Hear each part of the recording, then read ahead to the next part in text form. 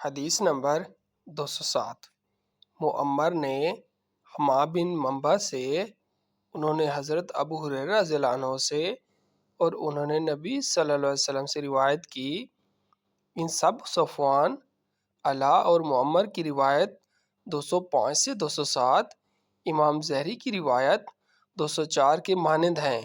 البتہ علا اور صفوان کے بیان کردہ روایت 205 سے 206 میں، جس کی طرف لوگ نظر اٹھاتے ہیں کہ الفاظ موجود نہیں، اور حمام کی روایت کے الفاظ اس طرح ہیں: مومن لوگ اس چیز کی قدر و قیمت کی بنا پر اس کی طرف اپنی نظریں اٹھاتے ہیں اور وہ لوٹتے وقت مومن نہیں ہوتا۔